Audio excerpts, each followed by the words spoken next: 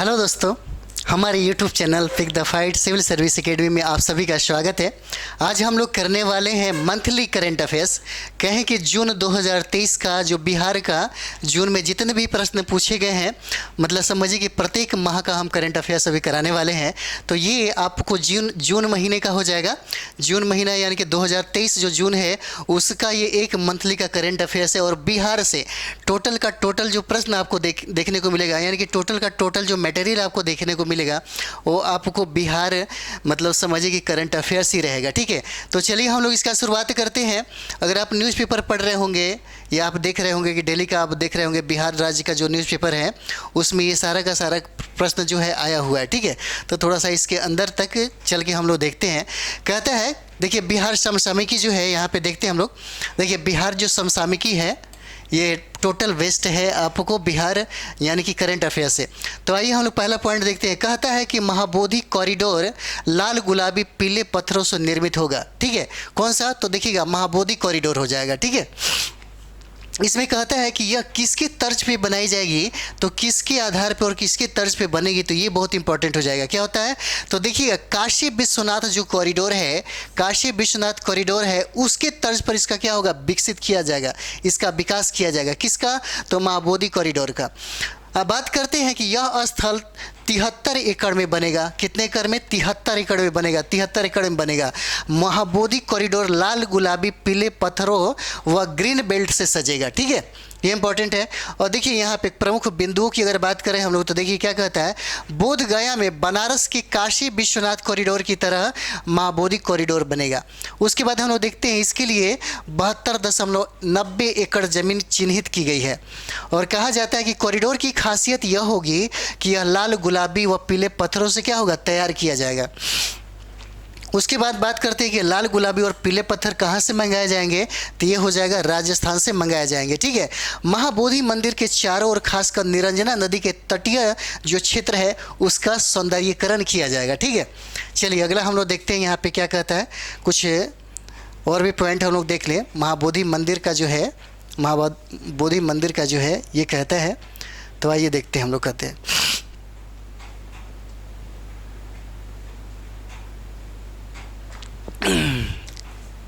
देखिए ये पॉइंट हो जाता है इसमें।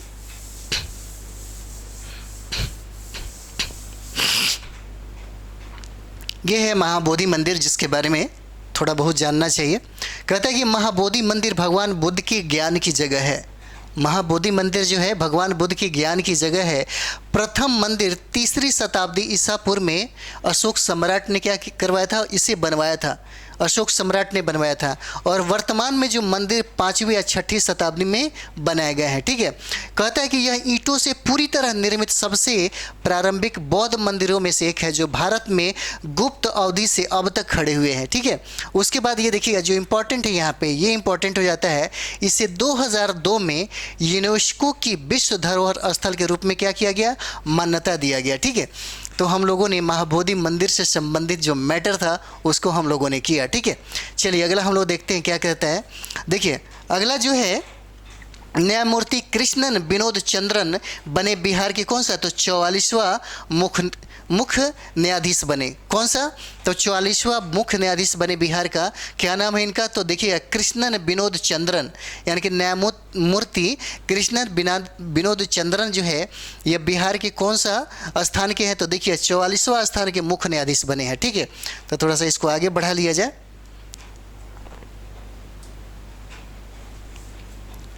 देखिए आगे इसको कर लिया जाए।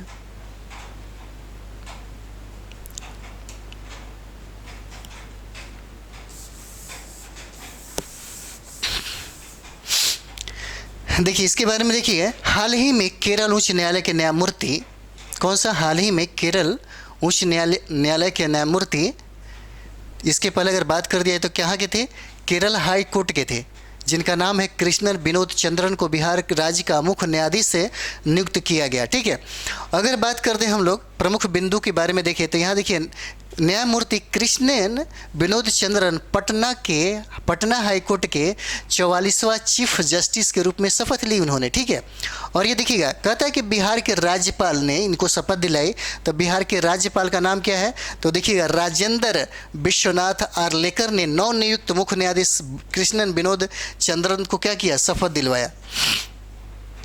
उसके बाद हम लोग अगला देखते हैं, कहता है कि पटना उच्च न्यायालय के पूर्व मुख्य न्यायाधीश कौन थे, तो संजय करोल को पदोन्नति किया गया और उन्होंने 7 फरवरी न्यायमूर्ति अहसानुद्दीन अमानुल्लाह के साथ भारत के सर्वोच्च न्यायालय के न्यायाधीश के रूप में क्या किया, शपथ लिया इन्होंने। कौन सा, तो संजय जो करोल है ये है, यानी कि सुप्रीम कोर्ट के मतलब भारत के सर्वोच्च न्यायालय के न्यायाधीश के रूप में इन्होंने क्या किया, शपथ लिया, ठीक है। उसके बाद हम लोग देखते हैं सीतामढ़ी में मां सीता की बनेगी क्या प्रतिमा। तो देखिए हाल ही में यह घोषणा की गई कि सीतामढ़ी में मां सीता की बड़ी यानी कि 251 फीट ऊंची प्रतिमा की निर्माण किया जाएगा, ठीक है। चलिए अगला थोड़ा सा देख लेते हैं और आगे।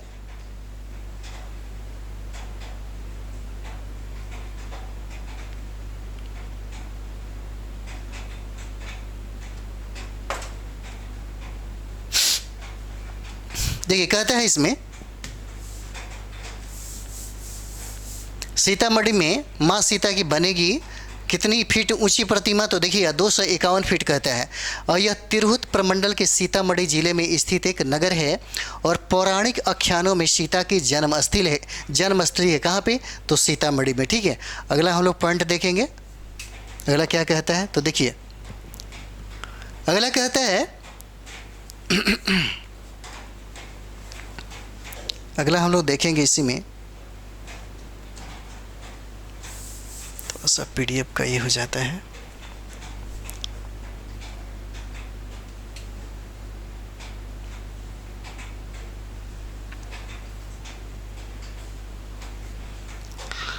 हाँ नेक्स्ट देखिए, नेक्स्ट है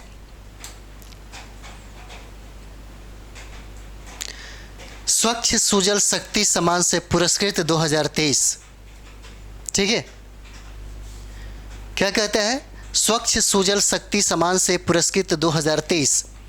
कहता है कि हाल ही में बिहार की बबीता किसको, तो देखिए हाल की बबीता गुप्ता को स्वच्छ सुजल शक्ति सम्मान 2023 से क्या किया गया, सम्मानित किया गया, ठीक है। उनका नाम क्या था, तो बबीता गुप्ता। कहता है कि स्वच्छ सुजल शक्ति सम्मान 2023 पुरस्कार आयोजन जल शक्ति मंत्रालय द्वारा किया गया। जल शक्ति मंत्रालय ने ग्रामीण जल और स्वच्छता क्षेत्र की महिला चैंपियन को स्वच्छ सुजल शक्ति सम्मान 2023 से क्या किया गया, नवाजा गया। 36वां महिला वर्ष चैंपियनशिप को स्वच्छ सुजल शक्ति सम्मान 2023 से सम्मानित किया गया है। अगर बात करते हैं कि बबीता जो है यानी कि बबीता गुप्ता जो है कहाँ की रहने वाली है, तो देखिए मुजफ्फरपुर जिले के सीहो गांव की रहने वाली है। उसके बाद हम लोग बात करें कि बबीता गुप्ता प्लास्टिक अपशिष्ट को सजावटी उत्पाद में परिवर्तन कर प्लास्टिक अपशिष्टों के नवोन्मेषी तरीके से रूपांतरित कर रही है और साथ ही महिलाओं को यह कला सीखने के लिए क्या कर रही है, प्रेरित और प्रशिक्षित कर रही है। इसीलिए इनको यह स्वच्छ सुजल शक्ति सम्मान से नवाजा गया है। उसके बाद देखिए अगला कहता है कि रांची और पटना के बीच वंदे भारत एक्सप्रेस चलाई जाएगी। तो भारतीय रेलवे पटना और रांची के रूट पर बिहार और झारखंड की पहली वंदे भारत एक्सप्रेस शुरू करने के लिए तैयार है, ठीक है। उसके बाद अगला हम लोग देख लेते हैं, इसी में कहता है इसमें कि यह एक सप्ताह में 6 दिन चला जाएगा। कितना चलेगा, तो एक सप्ताह में 6 दिन चलेगा और भारतीय रेलवे आगामी 3 वर्षों में 400 से ज़्यादा ट्रेन चलाने की योजना पर काम कर रही है और इसमें से 3 वंदे भारत जो ट्रेन है और बिहार से गुजरेगी, ठीक है। उसके बाद हम लोग बात करें 30 दिसंबर 2022 से कोलकाता हावड़ा स्टेशन से न्यू जलपाईगुड़ी स्टेशन के बीच एक वंदे भारत एक्सप्रेस ट्रेन का परिचालन शुरू हुआ है, ठीक है। उसके बाद हम लोग देखते हैं अगला जो पॉइंट है वो है जल जीवन हरियाली अभियान को मिला अवार्ड ऑफ एक्सीलेंस, ठीक है। तो किसको मिला, तो देखिए हाल ही में बिहार सरकार की परियोजना जल जीवन हरियाली अभियान को नई दिल्ली में तो नई दिल्ली में आयोजित 20वें CSIE गवर्नमेंट पुरस्कार समारोह में अवार्ड ऑफ एक्सीलेंस से क्या किया गया, सम्मानित किया गया, ठीक है।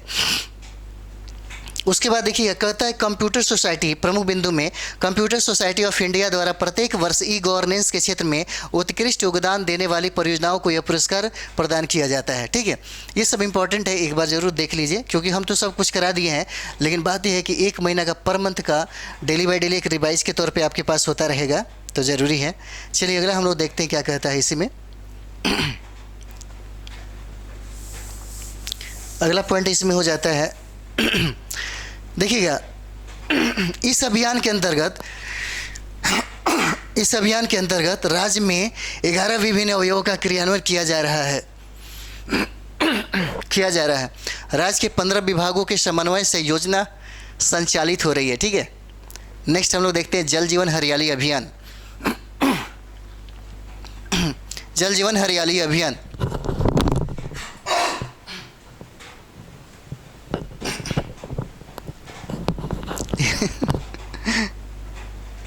जल जीवन हरियाली अभियान।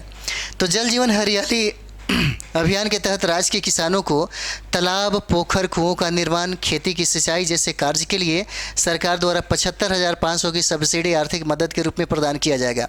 और पर्यावरण को स्वच्छ और संतुलित रखने के उद्देश्य से सरकार द्वारा इस अभियान को शुरू किया गया है।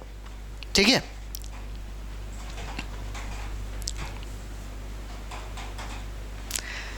नेक्स्ट हम लोग देखते हैं,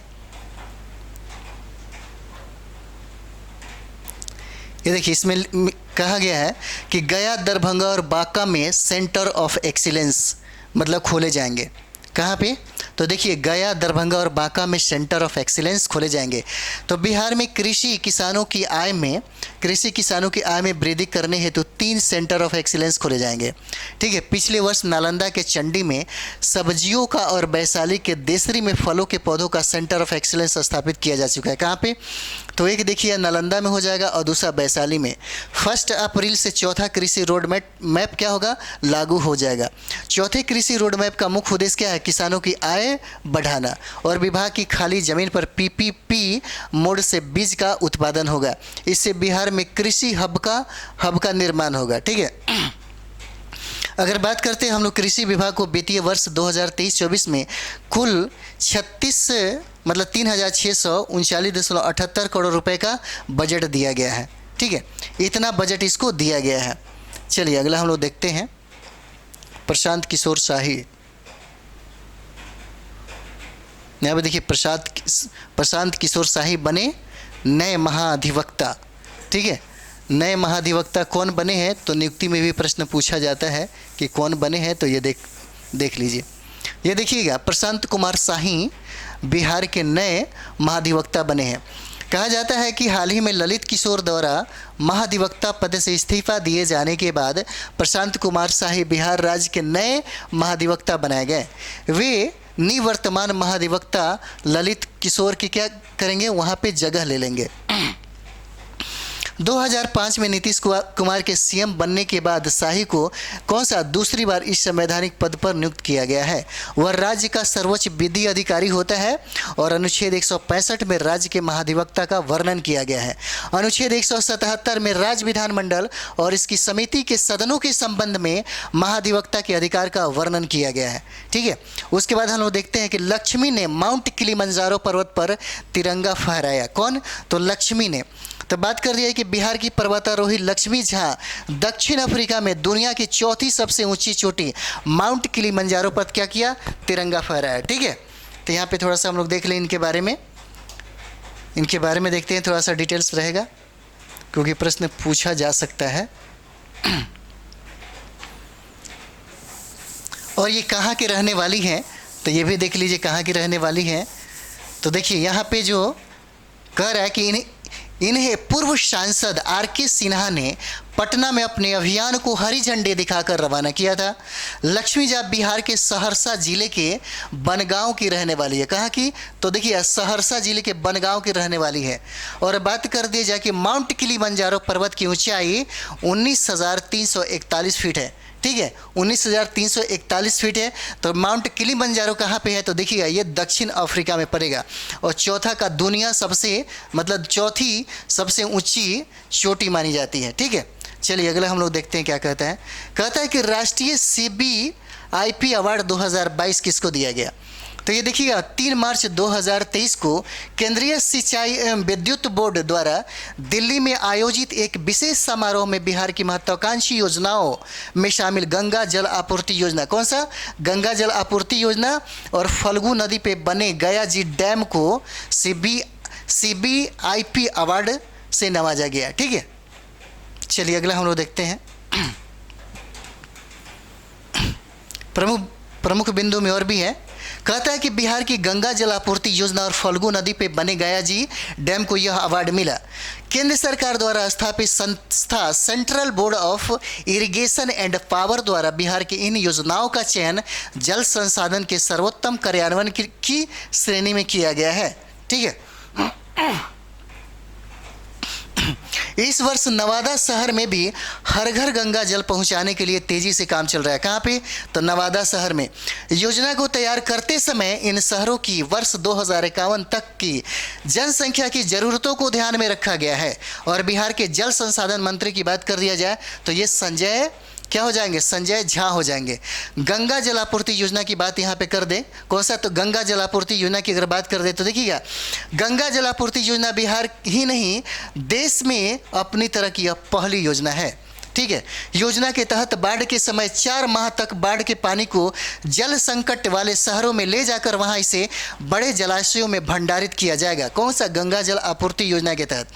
उसके बाद बात करते हैं, जिसके बाद उच्च तकनीक से लैस मशीनों से इस पानी को साफ कर लोगों के घर तक पहुंचाया जाएगा।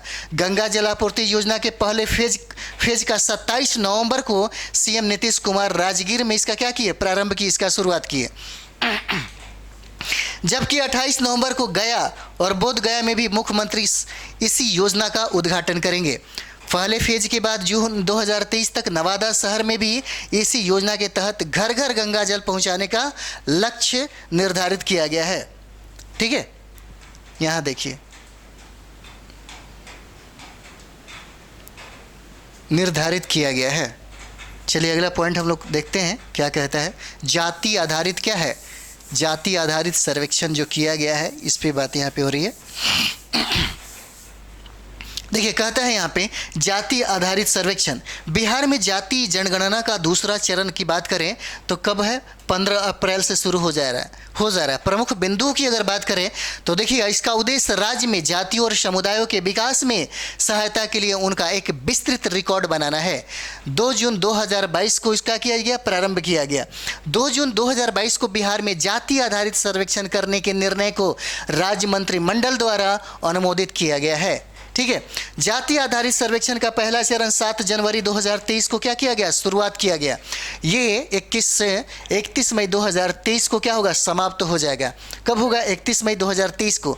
अगला चरण देखते हैं, यह 2 चरण में आयोजित किया गया है। तो पहला और दूसरा चरण जानना जरूरी है, इंपॉर्टेंट है। पहला चरण 7 जनवरी से 21 जनवरी 2023 तक होगा। पहला चरण कौन सा है? 7 जनवरी से 21 जनवरी 2023। और दूसरा चरण की बात कर दी जाए तो 1 अप्रैल से 30 अप्रैल 2023 हो जाएगा। ठीक है, इतना हो जाता है। तो चलिए हम लोग अगला देखते हैं, अगला क्या कह रहा है।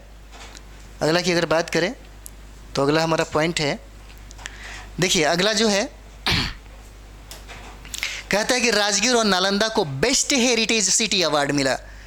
किसको? राजगीर और नालंदा को बेस्ट सिटी हेरिटेज की इसको मिला, सम्मान मिला।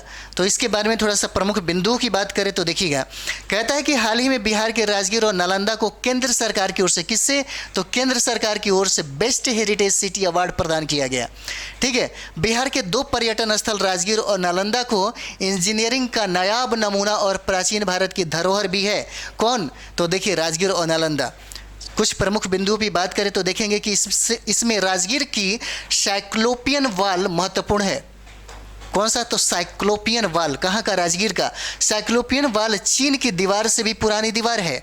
और बात करें तो करीब 2500 साल पुरानी इस दीवार में पत्थरों की जुड़ाई इतनी मजबूत है कि आज भी यह जरा नहीं सरकती है। यह करीब 40 किलोमीटर क्या है? लंबी है। ठीक है, 40 किलोमीटर क्या है? लंबी है। बात कर दें यहाँ नालंदा का। नालंदा विश्वविद्यालय का, तो कहा जाता है कि नालंदा एक प्रशंसित महाविहार था जो भारत में प्राचीन साम्राज्य मगध में एक बड़ा बौद्ध मठ था। 2002 में यूनेस्को की विश्व धरोहर सूची में इसे शामिल कर दिया गया। और बात किया जाए इतिहास में, तो इसे बख्तियार खिलजी ने क्या किया, जला दिया। और इसी नालंदा विश्वविद्यालय के बारे में कहा जाता है कि जब इसे बख्तियार खिलजी ने जब आग लगाई थी तो लगभग उसकी लाइब्रेरी 3 माह तक जलते रह गई। ठीक है, इन्हीं सब विशेषताओं को देखते हुए हेरिटेज सिटी अवार्ड के लिए क्या किया गया, चयन किया गया। हेरिटेज सिटी अवार्ड के लिए क्या किया गया, चयन किया गया इसका। अगला हम लोग देखते हैं, इसमें देखिए क्या कहता है। अगला जो पॉइंट है वो है महिला कर्मियों को 2 दिन विशेष अवकाश की सुविधा दिया जाएगा। ठीक है, विशेष अवकाश की सुविधा दिया जाएगा, विशेष अवकाश की क्या किया जाएगा, सुविधा दिया जाएगा। ये पॉइंट भी बहुत इंपॉर्टेंट है। देखिए कहता है महिला कर्मियों को 2 दिन विशेष अवकाश की सुविधा दिया जाएगा। हाल ही में पूर्व उप मुख्यमंत्री एवं राज्यसभा सदस्य कौन है, सुशील कुमार मोदी ने संविदा पर नियुक्त 1.5 लाख महिला कर्मचारियों को 60,000 से ज़्यादा आशा कार्यकर्ताओं माहवारी के दौरान मिलने वाले 2 दिन के विशेष अवकाश को बंद करने का निर्णय दुर्भाग्यपूर्ण बताया है। ठीक है, और महत्वपूर्ण बिंदुओं की अगर बात करें तो देखिएगा, हर महीने माहवारी के दौरान महिला कर्मियों को 2 दिनों का विशेष अवकाश देने वाला बिहार पहला राज्य हो जाएगा। यह बहुत इंपॉर्टेंट आपके लिए होता है। कहता है कि हर महीने माहवारी के दौरान महिला कर्मियों को 2 दिनों तक विशेष अवकाश देने वाला बिहार देश का पहला राज्य हो जाएगा। राज्य में यह आदेश 2 जनवरी 1992 से लागू है। कब से, तो 2 जनवरी 1992 से लागू है। तत्कालीन मुख्यमंत्री लालू प्रसाद ने इसे मंजूरी दी थी, लालू प्रसाद यादव ने इसे मंजूरी दी थी। चलिए अगला देखते हैं। 100 प्रखंडों में सामुदायिक पुस्तकालय खुले जाएंगे। ठीक है, हाल ही में एक जानकारी के अनुसार बिहार राज्य में 100 प्रखंडों में सामुदायिक पुस्तकालय खोले जाएंगे। अगर प्रमुख बिंदुओं की बात करें तो देखते हैं, राज्य के 32 जिलों के 100 प्रखंडों में सामुदायिक पुस्तकालय सह कैरियर विकास के केंद्र खोले जाएंगे। इसका संचालन जीविका दीदी करेंगी। सबसे इंपॉर्टेंट यह है, इसका संचालन कौन करेगा, तो जीविका दीदी करेंगी। लाइब्रेरी संचालन करने वाली मैट्रिक पास जीविका दीदी को 6,000 रुपये मानदेय यहाँ पे मिलेंगे। ठीक है, कितना मिलेंगे, 6,000 मिलेंगे। और इसका संचालन कौन करेगा, तो जीविका दीदी ये करेंगे। ठीक है, चलिए अगला हम लोग देखते हैं। देखिए अगला है, यहाँ पे देखा जाए तो बिहार उत्सव। अगर बात करते हैं हम लोग बिहार उत्सव की, तो बिहार स्थापना दिवस पर प्रति वर्ष आयोजित होने वाला 15 दिवसीय बिहार उत्सव का आयोजन दिनांक 16 मार्च से 31 मार्च तक बिहार सरकार के उद्योग विभाग द्वारा INA दिल्ली हाट नई दिल्ली में किया जाएगा। कहाँ पे किया जाएगा, तो पूछा जाएगा कि बिहार उत्सव का आयोजन कहाँ किया जाएगा, तो ये नई दिल्ली में किया जाएगा। तो देखिएगा 16 मार्च से 31 मार्च तक कौन सा, बिहार सरकार के उद्योग विभाग द्वारा, ठीक है, INA दिल्ली हाट में नई दिल्ली में इसका आयोजन किया जाएगा। अगला हम लोग देखते हैं, इसमें बिहार में हैंडीक्राफ्ट हैंडलूम बिहार खादी मुख्यमंत्री उद्यमी योजना के लाभार्थी PMEGP योजना के लाभार्थी द्वारा लगभग 120 स्टॉल लगाए जाएंगे। ठीक है, बात करें इसके साथ ही बिहार में कलाकारों द्वारा बिहार की कला एवं संस्कृति को बढ़ावा देने के लिए सांस्कृतिक कार्यक्रमों का आयोजन 21 से 23 मार्च तक किया जाएगा। ठीक है, अगला हम लोग देखते हैं पॉइंट कि खेलो इंडिया महिला रोड साइकिलिंग लिंग। कौन सा था, खेलो इंडिया महिला रोड साइकिलिंग लिंग। अगर बात करें हम लोग तो 18 से 30 मार्च को बिहार राज्य खेल प्राधिकरण के प्रशासनिक सहयोग से साइकिलिंग एसोसिएशन ऑफ बिहार द्वारा पटना के गंगा पथ पर आयोजन इसका किया जाएगा। कब से, तो 18 से 19 मार्च को।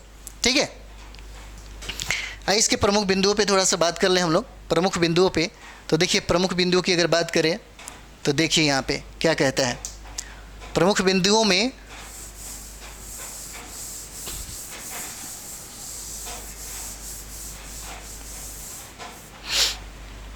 में देखिए, बिहार राज्य खेल प्राधिकरण के प्रशासनिक सहयोग से साइकिलिंग एसोसिएशन ऑफ बिहार की ओर से आयोजित किया जाएगा। और यह पटना के गंगा पथ पर आयोजन किया जाएगा। किस पे, तो गंगा पथ पर। महिला रोड साइकिलिंग लिंग में पूर्वी भारत से पश्चिमी बंगाल, उत्तर प्रदेश, झारखंड एवं असम के 42 खिलाड़ियों 40 किलोमीटर मास स्टार्ट्स के सीनियर्स वर्ग में बिहार की मंजू कुमारी को गोल्ड, बेबी कुमारी को रजत और पश्चिम बंगाल के रिया विश्वास ने कांस्य पदक जीता। ठीक है, ये पूछा जा सकता है। यानी कि असम के 42 खिलाड़ियों में 40 किलोमीटर मास स्टार्स के सीनियर वर्ग में बिहार की मंजू कुमारी को क्या मिला, तो गोल्ड मिला, और बेबी कुमारी को रजत मिला। पश्चिम बंगाल की रिया विश्वास ने कांस्य पदक जीता। ठीक है, अगला देखते हैं कि दीपा गुप्ता को doctor Robert M Ellis fellowship से नवाजा गया है। तो हाल ही में आईआईटी कौन सा, तो आईआईटी पटना के रिसर्च स्कॉलर दीपा गुप्ता को प्रिंसटन यूनिवर्सिटी यूएसए के प्रतिष्ठित डॉक्टर रॉबर्ट एलिस फेलोशिप से सम्मानित किया गया है। अगर यहाँ पे प्रमुख बिंदुओं की बात करें तो देखिएगा, कहता है कि उन्हें यह fellowship Princeton plasma physics laboratory में पोस्ट डॉक्टोरल फेलो के रूप में 3 साल तक काम करने के लिए मिली है। उनका काम तकनीकी कौशल की एक विविध श्रेणी पर केंद्रित है, जिसमें कंप्यूटेशन तरह गतिशीलता, संख्यात्मक ताप हस्तांतरण, मशीन सीखने, विकासवादी बहुउद्देश्य अनुकूलन और प्रयोगात्मक शोध पद्धतियाँ शामिल किया गया। ठीक है, चलिए अगला हम लोग देख लेते हैं। इसमें क्या आता है, कमला नेहरू पावर विमेन अवार्ड 2023 क्या कहता है। अगला देखते हैं हम लोग, कहता है यहाँ पे देखिएगा, इसमें है कमला नेहरू पावर विमेन अवार्ड 2023। ठीक है, कमला नेहरू पावर विमेन अवार्ड 2023। ठीक है, अवार्ड 2000 क्या है 23 हो जाएगा।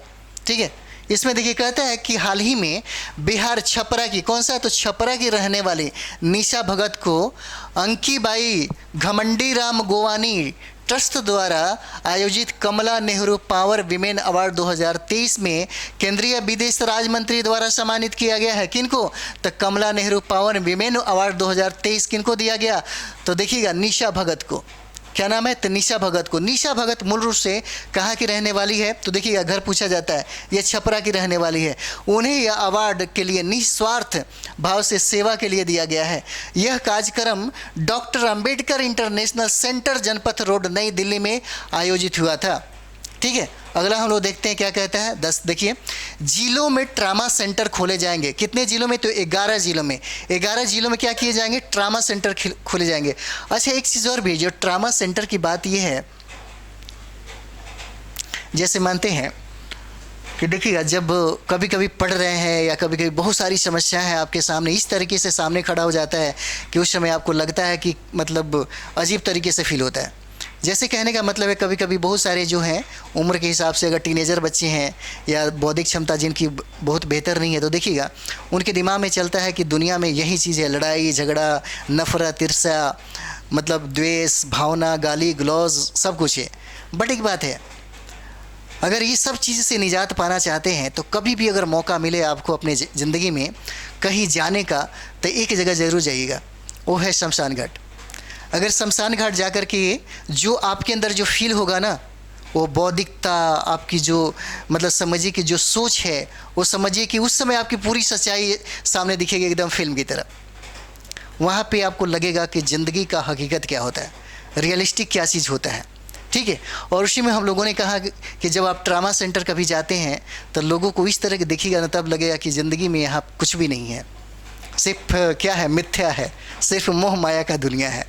ठीक है, ट्रामा सेंटर में लोग ऐसे दिखेंगे कि आप खुद विचलित हो जाएंगे, लगेगा कि हम और इन लोगों में कितना फ़र्क है। क्योंकि हम देखिए अपने दोस्तों के साथ अधिकतर जब भी कहीं मिलना होता है तो हम अधिकतर उन लोगों को शमशान घाट ही बुलाते हैं, और अच्छा सुकून होता है, क्योंकि दुनिया के सभी लोगों को एक बार वहीं पे जाना होता है, तो क्यों ना हम एक बार ज़रूर देख के आएँ। ठीक है, तो चलिए ये बात हम करते हैं। अगला, ये ट्रामा सेंटर पे जब बात हो रही थी, क्योंकि ट्रामा सेंटर देखिएगा, ट्रामा सेंटर की बहुत आवश्यकता होता है, क्योंकि ट्रामा सेंटर जब ज़िंदगी और मौत के बीच में कुछ ऐसे पल होते हैं जहाँ पे देखिएगा बहुत ही इमरजेंसी और बहुत ही ख़तरनाक तरीके से मतलब यहाँ पे पेशेंट मिलेंगे। ठीक है, तो आइए हम लोग करते हैं, 11 जिलों में क्या होगा, ट्रामा सेंटर खोले जाएंगे। हाल ही में बिहार सरकार ने केंद्रीय सहायता से ट्रामा सेंटर खोलने के लिए केंद्रीय स्वास्थ्य मंत्रालय को क्या किया, प्रस्ताव भेजा। प्रमुख बिंदु की अगर बात कर दे तो देखा जाए कि बिहार सरकार 3 जिलों में, कहाँ से, तो देखिए गोपालगंज, सुपौल और मुंगेर में भी, कहाँ, गोपालगंज, सुपौल और मुंगेर में भी मेडिकल कॉलेज खोलेगी। कहाँ पे, बिहार सरकार 3 जिलों में मेडिकल कॉलेज खोलेगी, तो कहाँ पे, गोपालगंज, सुपौल और मुंगेर में। वहीं इमरजेंसी मरीजों को तत्काल इलाज मुहैया कराने के लिए हाईवे के निकट पूरे राज्य के 11 जिलों में ट्रामा सेंटर खोले जाएंगे। जैसे 11 जिलों की अगर बात कर दिया जाए तो देखिएगा, झज्जवा हो जाएगा गोपालगढ़, रजौली नवादा, महेशखुंड खगड़िया, अररिया संग्राम मधुबनी, रहुई नालंदा, चकिया पूर्वी चंपारण, शेरघाटी गया, नरपतगंज अररिया, गरौल वैशाली और रजौल बांका और मोहनिया कैमूर में ट्रामा सेंटर खोले जाएंगे। ये जो सेंटर की बात है यहाँ पे थोड़ा सा याद कर लीजिएगा ताकि पूछा जा सकता है, ठीक है। उसके बाद हम लोग अगला देखते हैं। कहता है हाल ही में बिहार सरकार ने बिहार के 111 साल पर महोत्सव पर 3 दिन मनाएगी। क्या कौन सा? तो देखिएगा 111 साल का हमारा बिहार का महोत्सव। हाल ही में बिहार सरकार ने बिहार के 111 साल पर महोत्सव पर 3 दिन तक मनाएगी। और देखिए प्रमुख बिंदुओं की बात करें तो देखिएगा, कहता है कि युवा शक्ति बिहार की प्रगति है इसका थीम। क्या है? युवा शक्ति बिहार की प्रगति इसका थीम है। और बिहार दिवस कार्यक्रम 2010 से शुरू हुआ था। कब से शुरू हुआ था? तो 2010 से शुरू हुआ था। बिहार दिवस 2010 से शुरू हुआ था। कब से शुरू हुआ था? 2010 से शुरू हुआ था बिहार दिवस।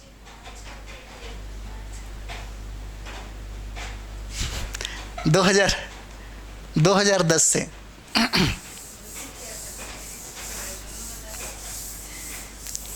क्या बोल रहे हैं आप?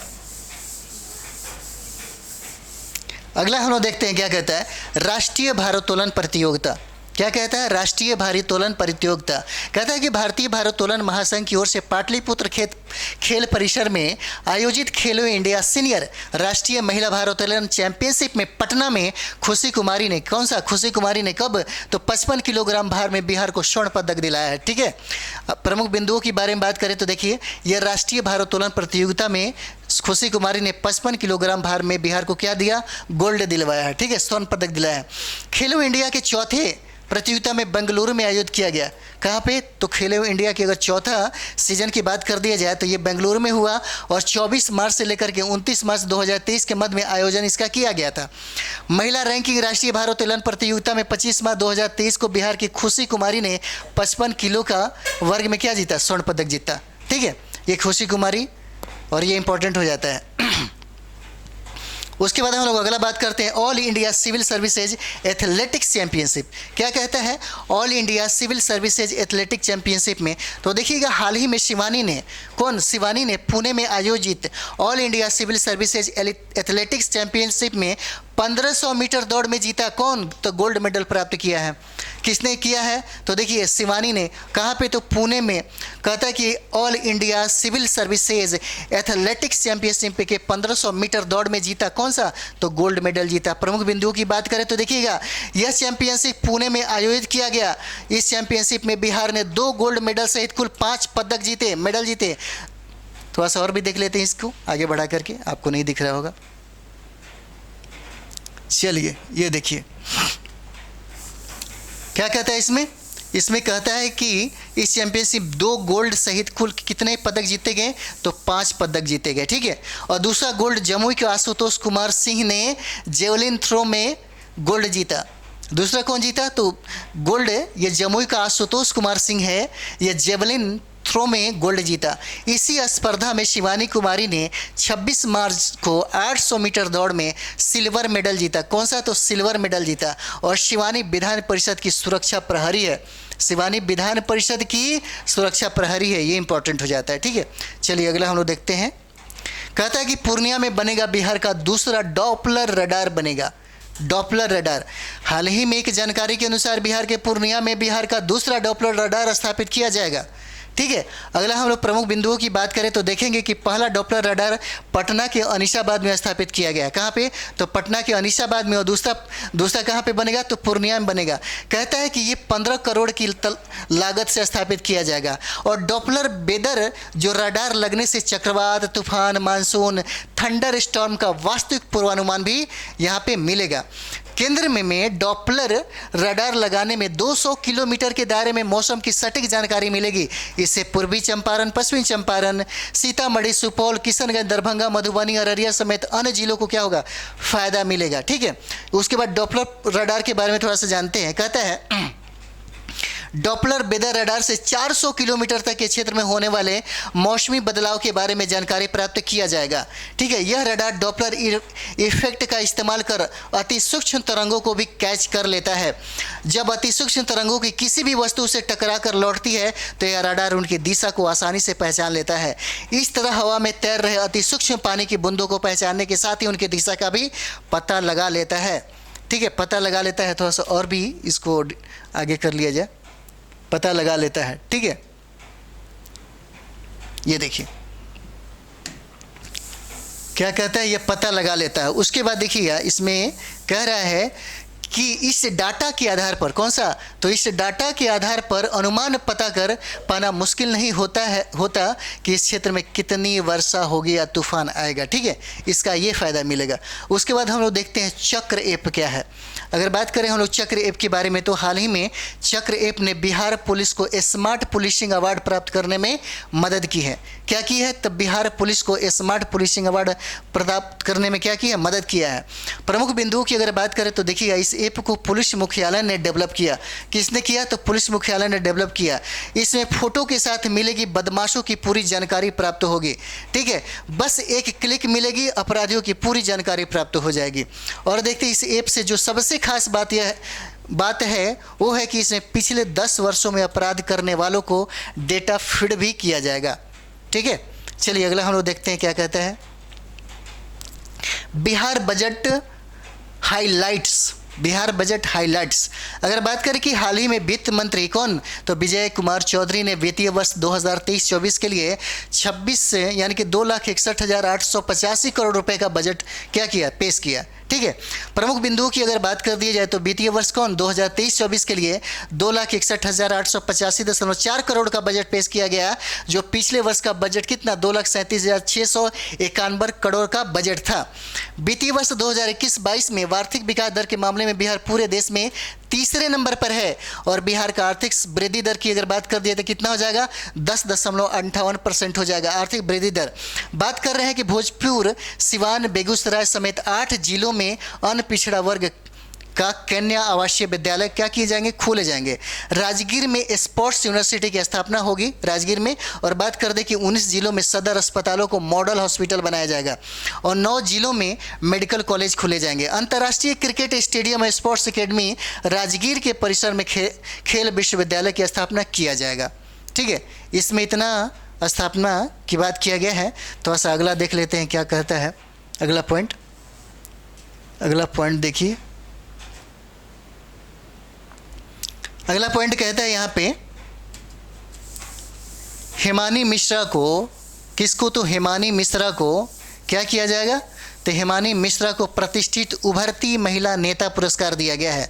ठीक है, देखिएगा हिमानी मिश्रा को प्रतिष्ठित उभरती महिला नेता पुरस्कार दिया गया है। हाल ही में दिल्ली में BRICS chamber of commerce and industries द्वारा बिहार की brand radiator Himani Mishra MD को प्रतिष्ठित उभरती महिला नेता पुरस्कार प्राप्त हुआ है। किसको, तो देखिएगा यह पुरस्कार से सम्मानित होने वाली हिमानी बिहार की पहली महिला उद्यमी होगी। ठीक है, इस पुरस्कार से नवाजी जाने वाली यह बिहार की पहली महिला उद्यमी होगी। उन्हें यह अवार्ड डिजिटल उद्यमिता और साक्षरता के क्षेत्र में लैंगिक असमानता दूर करने और महिलाओं की भागीदारी बढ़ाने के लिए क्या है, मिला है। ठीक है, अगला हम लोग देखते हैं, कहता है कि देश के 27 राज्यों से पीछे है बिहार के किसान। क्या कहता है कि बिहार के जो किसान हैं 27 राज्यों में सबसे पिछड़े हुए हैं। अगर बिहार सरकार 1 अप्रैल 2023 को अपना चौथा कृषि रोड मैप जारी करेगी, इससे बिहार में किसानों की आय और उत्पादन पर क्या दिया जाएगा, बल दिया जाएगा। देखते हैं कि प्रमुख बिंदु में भारतीय किसानों की प्रति परिवार औसत मासिक आय 10,218 हजार रुपये होंगे। ठीक है, देश में मेघालय 29,000 रुपये के साथ शीर्ष पर है। अगर बात की जाए कि सबसे ज़्यादा मतलब नंबर 1 पे कौन है, तो ये मेघालय हो जाएगा। इसका कितना है, तो 29,000 रुपये के एवज में ये सबसे शीर्ष पे आ जाता है। और बात करते हैं हम लोग झारखंड के किसान परिवार को, तो 4,895 रुपये औसत मासिक आय के साथ देश में सर्वाधिक क्या है, दयनीय स्थिति है। किसका, तो झारखंड का है। ठीक है, अगर यहाँ पे बात करते हैं बिहार के किसानों की मासिक आय के मामले में, बिहार का स्थान कौन सा हो जाएगा? तो 28वां स्थान हो जाएगा। और बिहार के प्रत्येक किसान परिवार हर महीने कितना? तो 7,542 रुपये कमाता है। कितना? हर महीने देखिए 7,542 रुपये कमाता है। चलिए अगला प्रश्न देखते हैं। ये लास्ट हमारा हो जाता है, ये लास्ट हो जाएगा। और इस तरीके से जून जो 2023 है उसका बिहार का जितना भी करंट अफेयर्स है ये सारा का सारा यहीं पे समाप्त हो गया। तो देखिए क्या कहता है कि सीएम ने अमर शहीद जुबा साहनी की प्रतिमा का अनावरण किया। किसका? तो कौन सा है? अमर यानी कि जुबा साहनी का। यहाँ पे देखिए बिहार के मुख्यमंत्री ने नव विकसित पार्क में स्वतंत्रता सेनानी जुबा साहनी की आमकद यानी कि आमद कद प्रतिमा का अनावरण किया है और नवनिर्मित पार्क का भी उद्घाटन किया जिसमें अमर शहीद जुबा साहनी की प्रतिमा स्थापित हुई है। मोइनुल हक स्टेडियम राजेंद्र नगर के दक्षिण पश्चिम कोने पर अवस्थित है। ठीक है, और बात करें हम लोग जुबा साहनी की। देखिए कहता है जुबा साहनी एक भारतीय स्वतंत्रता सेनानी और क्रांतिकारी थे। उनका जन्म बंगाल प्रेसिडेंसी ब्रिटिश भारत के मुजफ्फरपुर जिले के मीनापुर में एक गरीब परिवार में हुआ था। मुजफ्फरपुर में एक पार्क और एक रेलवे स्टेशन का नाम जुब्बा साहनी पार्क और जुब्बा साहनी स्टेशन को उनके सम्मान में रखा गया है। तो ये हमारा सेशन यहीं पे समाप्त होता है। आपको कोशिश किया जाएगा प्रत्येक माह का सारा वीडियो मतलब समझिए कंप्लीट करा दिया जाए। एक बार आपको रिवाइज भी हो जाएगा। ठीक है, क्या पास का? ठीक है, तो ये आपका हो जाता है। चलिए इसको आप थोड़ा सा रिवाइज करिए और पढ़ते रहिए, अच्छा से रिवाइज करते रहिए। ठीक है, और थोड़ा सा लाइक सब्सक्राइब और शेयर भी इसे करें। Thank you very much.